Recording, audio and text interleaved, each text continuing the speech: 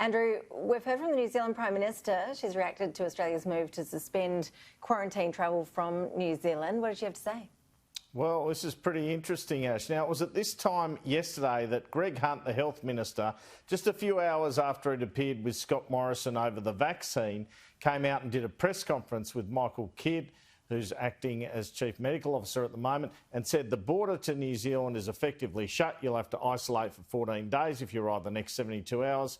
And if you've been here the last few days from New Zealand, you have to isolate and test. Remember, this is a one-way travel bubble at the moment. So we're taking people from New Zealand. They aren't taking anyone from Australia.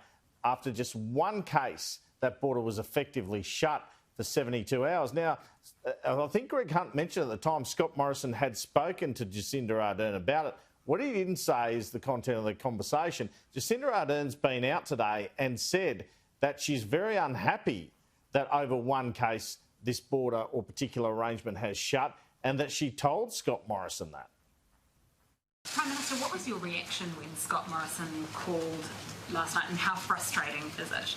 Oh, I certainly expressed disappointment that that decision had been made. I conveyed the confidence that we have in our systems, but also just acknowledged that if we are to enter into a trans-Tasman bubble, we will need to be able to give people confidence that we won't see closures at the borders that happen with very short notice over incidents that we believe can be well managed domestically. You know, we're seeing the impacts of that decision on travellers. We need to have some confidence if we're in a trans-Tasman travel arrangement that we won't see decisions that necessarily impact people when it may not be necessary. Now, you might watch this, Ash, and say, well, hang on a minute, you're not letting any Australians in, or viewers might say that, even when we've got bugger all cases here. But ultimately, she raises an important point, I guess, which is if New Zealand were amenable to opening up, and we start shutting down after one case, what's going to encourage them to open up to us? So this is a real hiccup in that arrangement. Now, we know it came after health advice, this decision from the state chief health officers and the federal chief health officer, but we know the feds agreed with the action. We know the states, judging by several reactions in recent times, are very cautious. They're moving to a system of short, sharp lockdowns with just a few cases. Part of that's based on the British and South African variants of the virus, but generally we're moving towards that eradication policy. Scott Morrison early on talked about suppression, and New South Wales has been more about that. And as I speculated yesterday, I believe now Scott Morrison is moving towards eradication.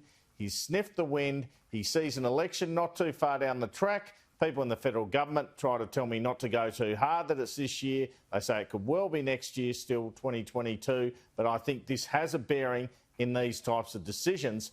And that is perhaps why Scott Morrison said on radio this morning it'll be a hard year for many, because I think he's indicating there'll be more lockdowns and there'll be more state border closures. He also said yesterday that he couldn't say exactly what would happen in terms of the vaccine, but things might not open up as you'd expect them to with a vaccine, and we should be prepared for some swings and roundabouts in relation to that, but he'll be updating us all the way through. There'll be swings and roundabouts on this process, and you can expect that. And what you can also expect is for us to explain those as they occur. This year too, Ben, it's going to be a tough one. I can't pretend that it won't be, but we'll come through it the same way we always do, together.